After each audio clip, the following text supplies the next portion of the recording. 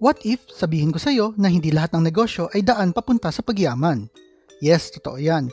At baka yung negosyong balak mong simulan, yun pala ang magiging dahilan kung bakit malulubog ka sa utang. Reality check lang. Ang daming Pinoy na nagkakaroon ng ipon tapos excited na sila magsimula ng isang negosyo.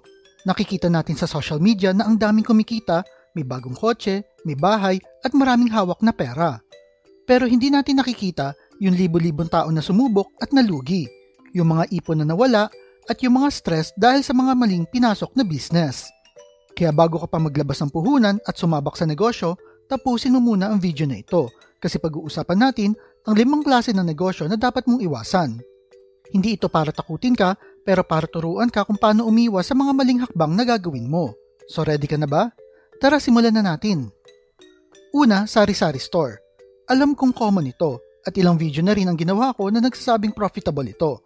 Pero nagbago na ang panahon dahil lahat ng Pilipino gusto na rin magsimula ng negosyo.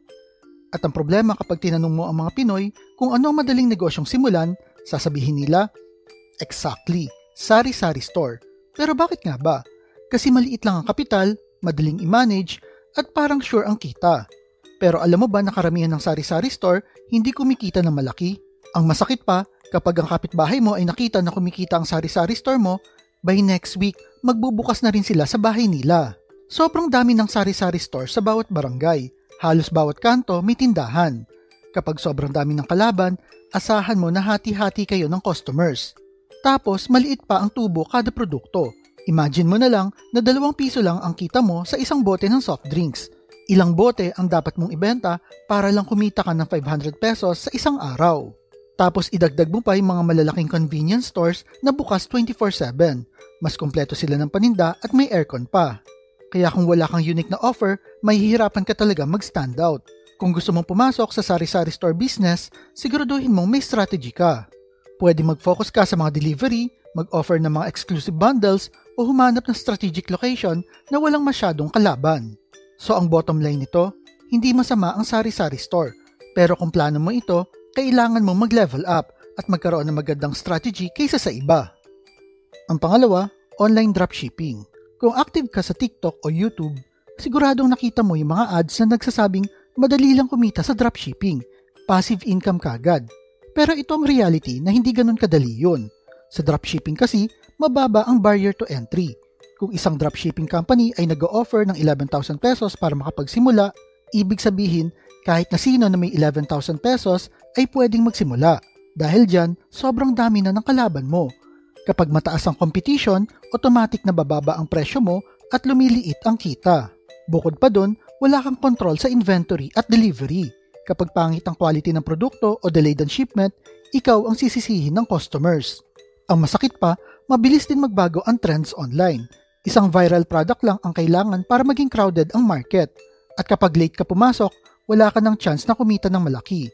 Kaya kung wala kang solid strategy at deep understanding tungkol sa e-commerce, malaki ang chance na malugi ka rito.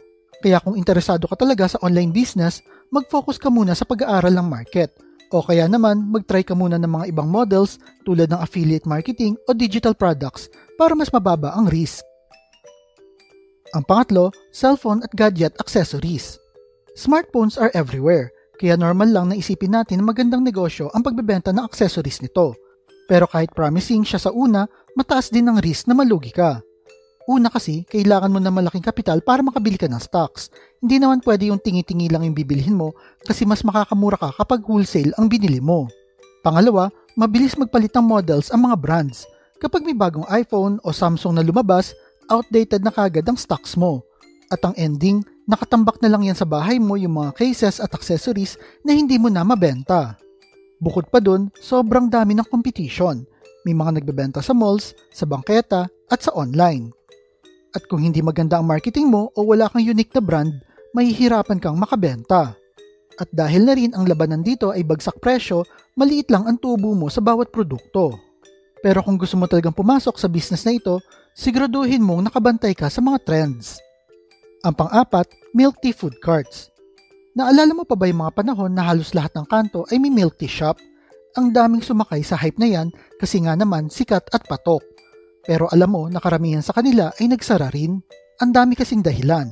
Una, mabilis magsawa ang mga tao. Kung dati-rati ay araw-araw sila nagmi-milk tea, ngayon once a week na lang o minsan hindi pa dahil mas inuuna nila ang mga importanteng gastusin tulad ng pagbili ng pagkain, bayad sa kuryente o renta ng bahay. Ang pangalawa, sobrang dami ng competition.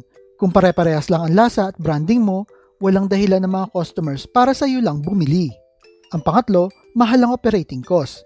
Yung ingredients pa lang, renta, kuryente, lahat yan ay kailangan mong bayaran kahit mahina ang benta mo.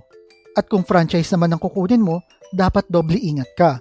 Madalas ang kumikita lang dito ay yung may-ari ng franchise mismo, hindi yung franchisee. Hindi rin biro ang ROI nito dahil aabuti ng taon bago mo mabawi ang puhunan mo. Kaya kung gusto mo talaga mag-food business, humanap ka ng unique na concept. Pwede ka muna mag-start sa mga home-based kitchen at ilista sa mga delivery apps yung mga products mo para mas mababa ang gastos mo o makatipid ka sa renta. Ang panglima, handmade crafts o generic souvenirs.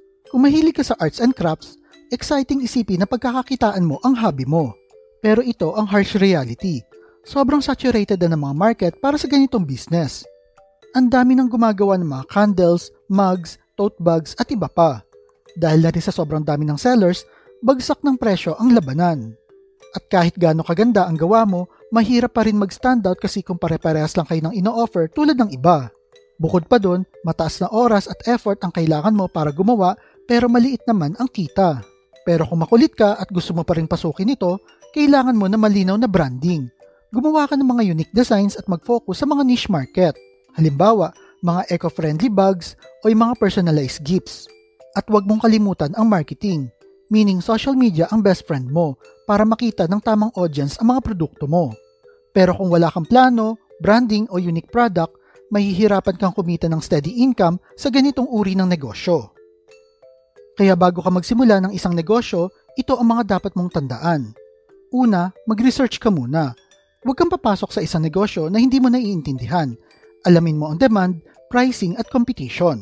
Pangalawa, invest in skills. Hindi sapat yung may kapital ka lang.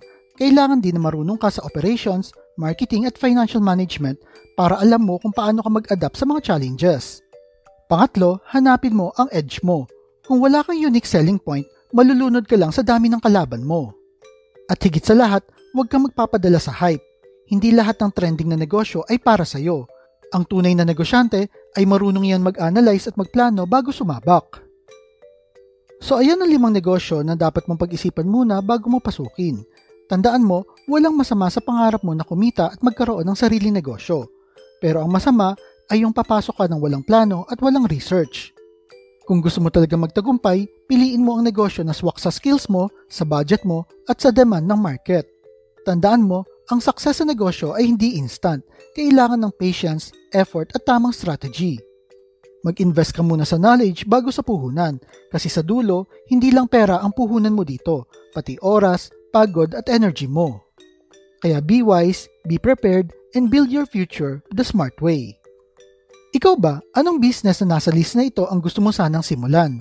Type mo naman sa comment section below. At kung mahilig kayo sa mga videos tungkol sa pera, motivation na business, like and share nyo lang ang video na ito at kita-kita po ulit tayo sa mga susunod na video.